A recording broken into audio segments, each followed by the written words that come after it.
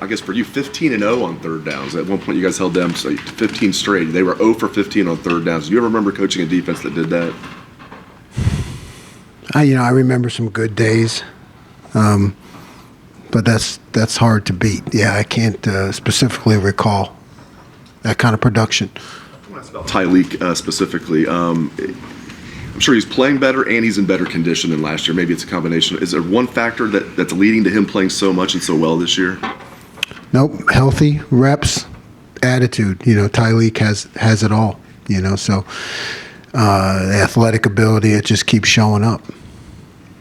Second row, we'll go to Nathan Baird, Cleveland.com. Before you got here by a few years, this program was running into this issue where it had these sort of unexpected, catastrophic, I guess you would call it, losses that would crop up. Is there anything about the way Ryan runs this program that you think helps insulate against that, like the week-to-week approach through a season that helps avoid those sort of problems? No, Coach Day just preaches consistency. He breaks down the week for our players, what we're doing every day so they understand it. And, he's got a great intensity to him, that can motivate the players without bringing them down. So it's just a complete program. When you guys were deciding that nickel was the best position for Sonny, his ability as a blitzer, either just the skill or maybe his body type in that role, how much of that was a factor? No, it's a definite factor. I mean, it's an added dimension when you have a nickel with his size and athletic ability to be able to attack the line of scrimmage. Behind Nathan to Dan Hope, 11 Warriors. Jim, do you have any opinions on the whole sign stealing deal, and what do you do maybe to counteract other teams trying to do that against you? I've been instructed by the higher ups, so I'm not speaking about that.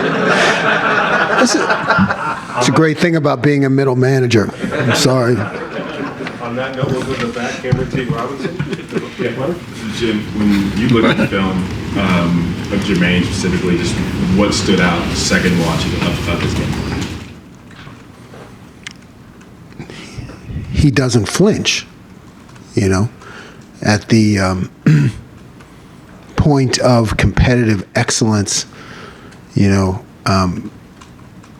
There was a shot, right, in press coverage, and he got his head back for the ball. He finished through the ball on a huge stage. So I think that speaks right there. I wanted to ask you about that exactly, because there were times last year where the corners didn't really get their head turned around and they got called for a PI.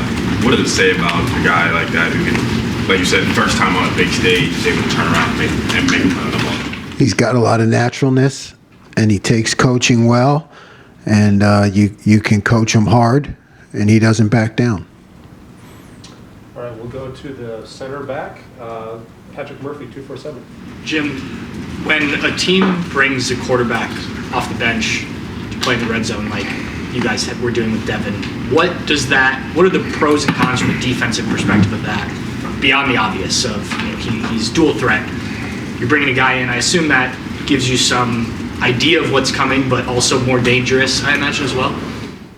Yeah, you might have an idea of what's coming, but you got to remember it's all about practice time allocation, right? I mean, that's where there's only so many hours and that you're allowed to practice. So when you have someone with a different package, you have to practice that.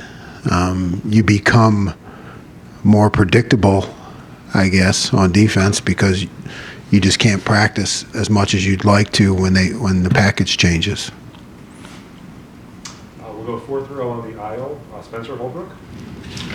Jim, it seemed like last year you guys would adjust, but it would come after some of those bigger plays happened. Penn State had a 20-yard run, a 16-yard run, and then nothing else after that. What does it say about your guys that they're so quick to adjust? And maybe that starts with you, or maybe it starts with linebackers. I guess where does that start? Yeah, I just started to adjust sooner, I guess. But no, your point is well taken. They understand the system, so we can quickly go from one thing to another without having to, get on the sideline and explain it and break it down. So they know enough that I can make those calls, change it right away, and they respond. Just the experience and this knowledge of the system shows up when it comes to like not letting things snowball. Because there are defenses that will give up one big play that turns into two and it turns into a touchdown, and you guys seem to give up one and then each play is like a new drive. Yes. I mean, there's a resiliency that comes along with knowledge and confidence, and I think that's what you're seeing. Front row on the aisle, Austin Ward. Jim, Steele was kind of open that Notre Dame game and Maryland that he may have struggled a little bit, eye discipline, things like that. Did you feel like he was in that a little bit of a funk, and that was Saturday a bounce back in your mind for him? I think Steele is always learning and growing. I mean, you really can't discount the fact that he was a running back. He's just always learning and growing. So, but he did have a really good week of practice, and I told him that without giving him too much sugar, because I said he might be a diabetic. That's what I said to him. No, Steele, you did okay this week, but no, he had a good week of practice, and it showed up in the game. So, but he's always learning and growing. All the way on the left, Whitney Harding, WCMH. Hey, Jim. When you play Wisconsin, there's going to be a really good running back in the backfield. Braylon Allen's another in a long list. What is special about him from what you've seen? What does he do that's maybe different or just does well? He breaks a lot of tackles. He really does. In different ways, Guys try to go low on him, and he gets his pads down, and they bounce off him. So he breaks a lot of tackles. It's the best I can put it. That seems simple. One of the few explosive plays Penn State had against you guys with the tight end.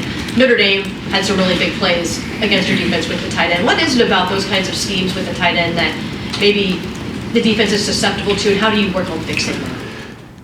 Yeah, you get guys closer to the line of scrimmage, right? When you're covering someone and you're closer to the line of scrimmage, things happen fast. So you get, you lose your eye discipline in terms of, the runs coming at you and the play action, and you don't have time and distance to decipher what's going on. So I think that's how tight ends get loosed, because things happen quickly. Second row right here, Bill Landis. Jim, is there anything unique or challenging about facing a Wisconsin offense that's going through a little bit of a philosophical transition compared to what they've done previously, but also still has a lot of the same personnel for the stuff that they were doing previously? Yeah, they're spread the field more and challenge you with the RPO game. So, I think it makes them multidimensional because they still have the runs, but then they have the built-in passes off of them. So it makes you play more honest. We'll go over here to Tim May. Yeah, thank you very much. Obviously, they had to go to a different quarterback last week. The Mordecai got hurt, and this Lott kid. What just stands out about him? What's different about him compared to the previous guy? And how does that? Do you throw a lot of the video you had before out? Yeah, they're still right now. They're still running the same offense. He's very similar. It's maybe he doesn't have as much experience, but really similar guys, same offense. Yeah, but he kind of hit his stride in the second half against Illinois. So that was kind of an impressive comeback, wasn't it? Yeah, you could tell when he got some reps underneath him and into the flow of the game, he did a really good job. Yeah, and Josh Proctor, what's compared to Josh Proctor this time a year ago? What is the biggest difference? How can you describe what he's gone through in terms of getting him to where he is right now from the standpoint of being an effective, consistent player? At least it appears to be to me. Josh's been through a lot of ups and downs,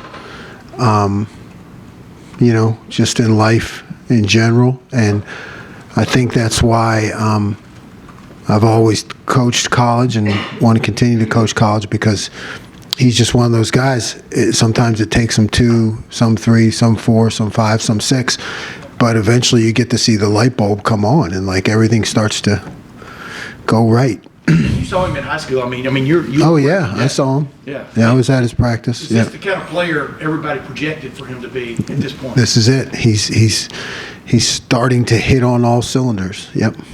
Thank you. Fourth row middle, Tony Gerdeman. I was just going to ask that, Tim. Thank you. When did you see it for him? When did that light go on this year? It isn't on. It sure looks like it is. He's on that path. He's on that path. Our job as coaches is to keep pushing him along. That's what we have to do. It was one of those things that where you hoped you saw the talent, but you really didn't know until games. You just didn't know with Proc until he started to do it in games, and then he started to string games together, and that's what makes a great player. Was it frustrating for both of you last year that it didn't happen? Sure. Yep. We'll go to the left on the aisle, Jeff Gilbert. Safety-driven defense you talked about, talking about Josh. Is this defense being safety-driven like you wanted? Is that coming to fruition? Yeah, I think you're starting to see that. I mean, you're starting to see safeties show up in different places and making plays at critical times, and that's just an understanding of the system and how they can make plays. We'll go front, second row here, Doug Maurice.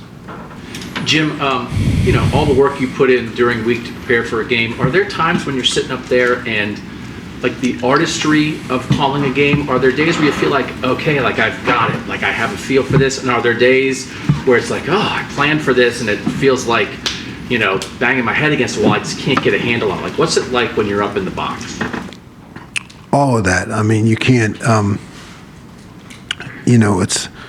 it's really one play at a time and 3 plays ahead at the same time. While you look backwards, to learn from what happened and what they're trying to do, maybe what you did well, where they might go with it.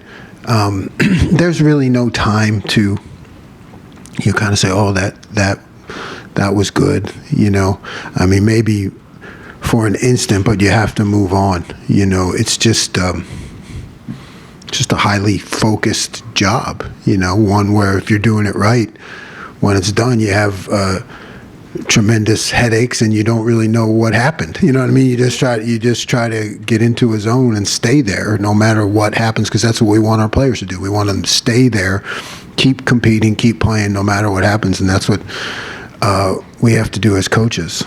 And Denzel Burke has played probably as well as any corner in the country this year. Just to have a defensive performance like you guys did without an excellent player like that, like what does that tell you about this secondary of this defense? That just tells me they're buying in. They're seeing what Denzel's doing and the other guys, and they're all just kind of getting in line and ready to play. And coaching's been great. The attitudes have been great. The competition, right? Remember I said it all starts with the competition in practice and going against great receivers every day, and they're stepping up, and now they're all just hungry to play. They want their shot. Right next to him, Stephen Means.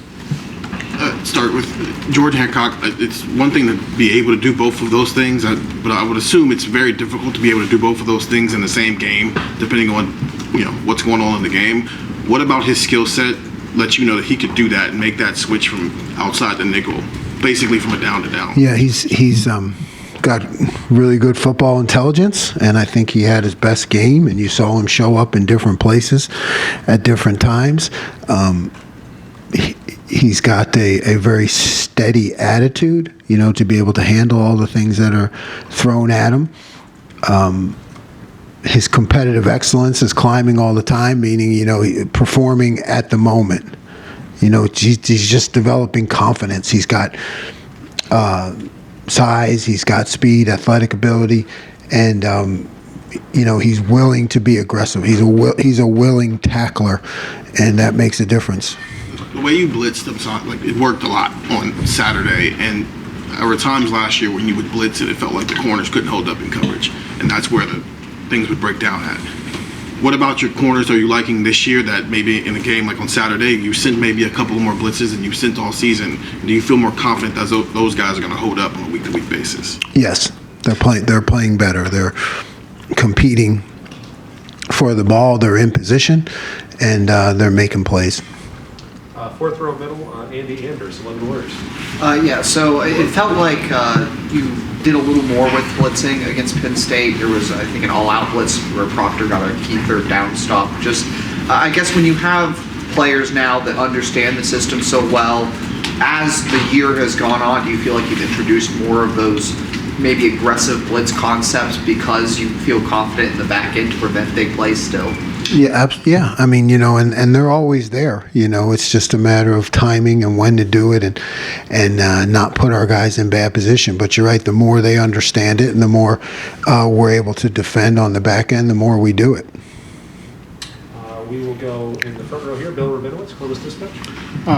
You mentioned sugar before. A lot of sugar is being kind of tossed your way.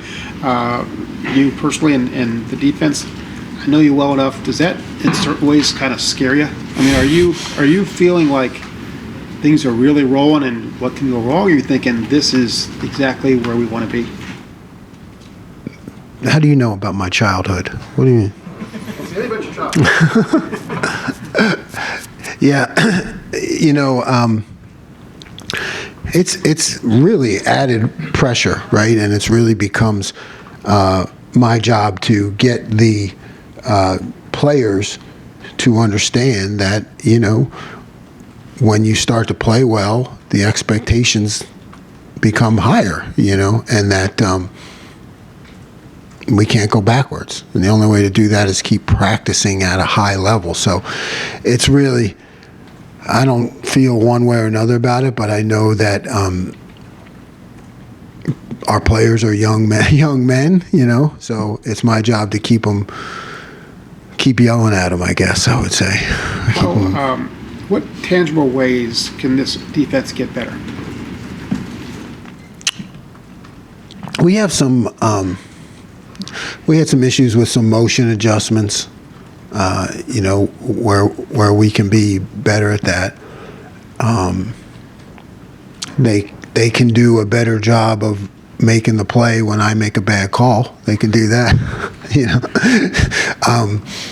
Yeah, I mean, and that's joking, but at the same time, it's like, okay, if we are not perfect in everything, right? Let's make sure that we still have leverage and get the ball on the ground. It's that like controlled chaos when something happens that wasn't exactly planned.